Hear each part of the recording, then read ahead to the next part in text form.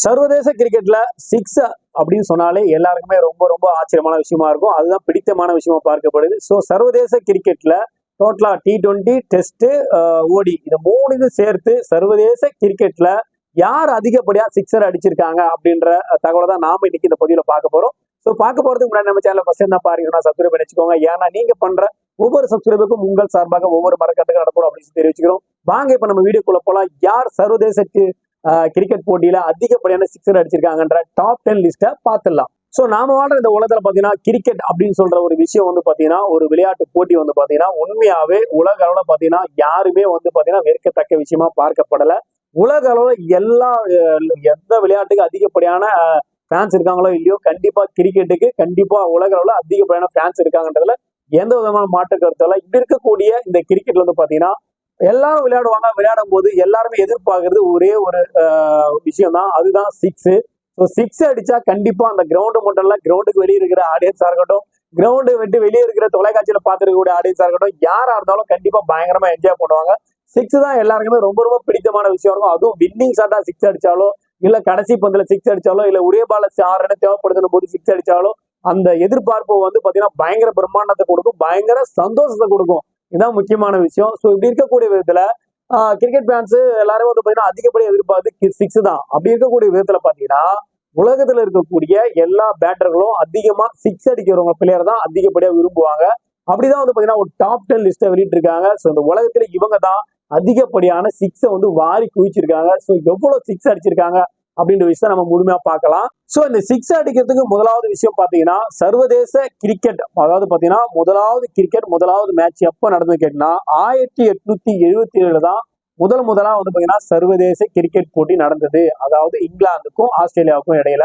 So கிட்டத்தட்ட பாத்தீங்கன்னா இந்த போட்டி ஆரம்பிச்சதுக்கு அதாவது அந்த ஆண்டு முதல் 20 ஆண்டுகள் வரைக்கும் யாருமே சிக்ஸ் அப்படின்ற ஒரு விஷயத்த அடிக்கல. அதாவது பவுண்டரிக்கு வெளியில நேரா போடப்பட்ட பாலு பேட்ல பட்டு நேரா பவுண்டரிக்கு வெளியில அந்த லைனுக்கு வெளியில போய் விழவே இல்லை அப்படின்னு சொல்றாங்க.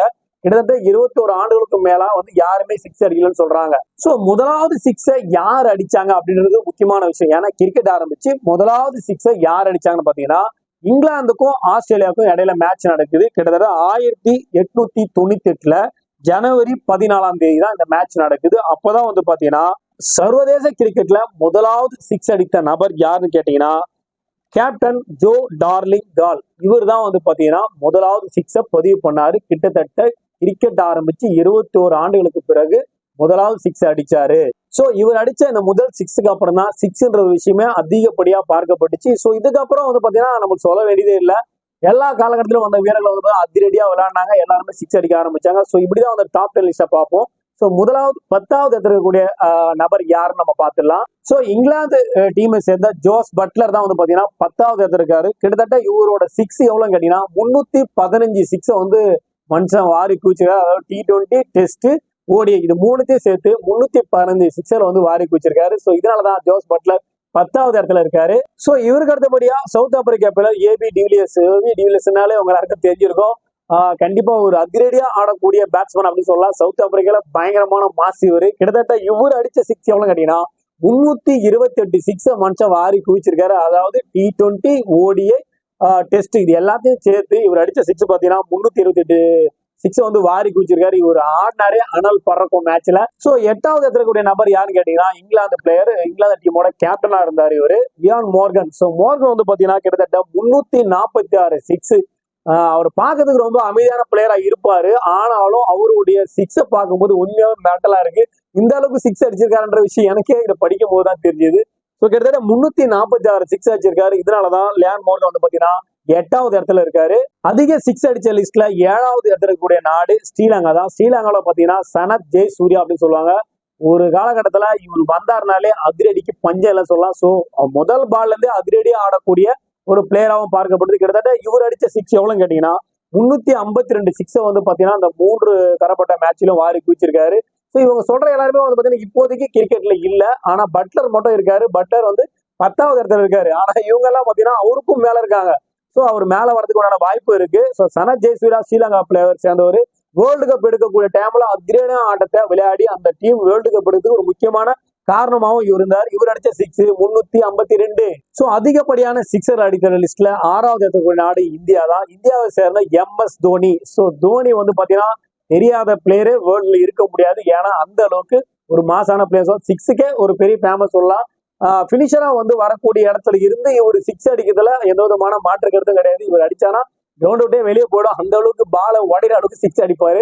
ஸோ MS தோனி வந்து பாத்தீங்கன்னா 359 6 வந்து வாரி குவிச்சிருக்காரு. ஸோ இதனாலதான் MS தோனி 6வது இடத்துல இருக்காரு. ஸோ அதிகப்படியான 6 அடிச்ச லிஸ்ட்ல 5வது இடத்துல இருக்கக்கூடியவர் மார்டின் கப்டில். இவர் வந்து நியூசிலாந்து பிளேயரை சேர்ந்தவர். ஸோ நியூசிலாந்து இருக்கக்கூடிய இவர் வந்து பாத்தீங்கன்னா அதிகப்படியான ஆக்ரோஷமா விளையாடக்கூடிய ஒரு பேட்டர் சொல்லலாம். கிட்டத்தட்ட 369 6 வந்து T20 ODI டெஸ்ட் இது 3 சேர்த்து இவர் அடிச்சிருக்காரு. உண்மையாவே இவரோட ஆட்டமும் அனல் பறக்கக்கூடியவர் தான் இருக்கும். ஏன்னா ஓப்பனிங் வந்தா முதல் பாலே அதிரடியா ஆடி துவங்கக்கூடிய ஒரு பிளேயரா பார்க்கப்படுறாரு. சோ அதிகப்படியான 6 அடிச்ச லிஸ்ட்ல 4வது இடத்துல இருக்கக்கூடிய பிளேயர் யாருன்னு கேட்டீங்கன்னா பிராண்ட் மெக்கலம் தான். ஸோ மெக்கலம் அப்படின்னு சொன்னாலே எல்லாருக்குமே தெரிஞ்சிருக்கும். இப்ப இருக்கிற 2K கிட்ஸுக்கு அவ்வளவா தெரிய வாய்ப்பு இல்லை. ஆனா மெக்கலம் வந்து இறங்கிட்டாருன்னு சொன்னா அந்த பால் எப்படி போட்டாலும் எப்படி ஆறாரு ஏதாறாருன்னு தெரியாது. அந்த மேட்ச் அந்த பிச்சிலே வந்து மனுஷன் ஓடுவாரு போல பால் அடிக்கிறதுக்கே ஓடுவாருன்னா பாத்துக்கோங்களேன். பாலை போடும்போது போலருக்கு என்ன பண்றது ஏது பண்ண தெரியாது. சோ அவரோட ஆட்டம் வந்து பாத்தீங்கன்னா அந்த அளவுக்கு இருக்கும், அனல் பறக்க இருக்கும். சோ இவர் அடிச்ச 6 எவ்வளவு கேட்டீங்கன்னா 398 6 வந்து மனுஷன் வாரி குவிச்சிருக்காரு.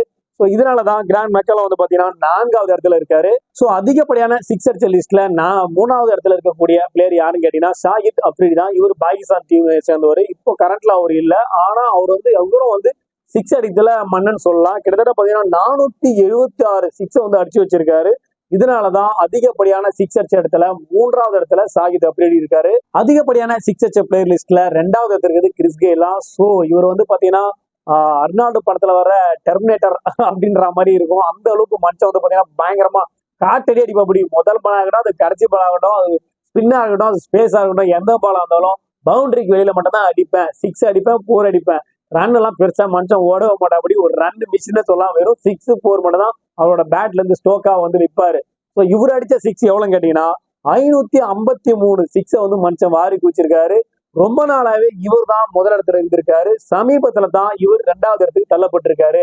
சோ இவர் தான் வந்து பாத்தீங்கன்னா கிரிக்கெட்ல அதிகப்படியான 6 அடிச்ச லிஸ்ட்ல ரொம்ப காலம், அதாவது ஆரம்ப காலத்துல இருந்து இப்ப வரைக்கும் சொல்லலாம், அந்த அளவுக்கு அதிகப்படியான 6 அடிச்ச லிஸ்ட்ல நம்பர் 1 இடத்துல இருந்து கிறிஸ் கெயில் தான். இப்போ சமீபத்துல தான் இவர் 2வது இடத்துக்கு போயிருக்காரு.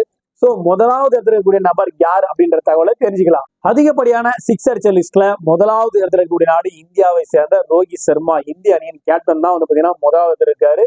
இவர் இப்போ சமீபத்துல நடந்த வேர்ல்டு கப்ல தான் வந்து பாத்தீங்கன்னா கிறிஸ் கெயிலோட 553 6 அப்படின்ற ரெக்கார்டை வந்து பீட் பண்ணிருக்காரு.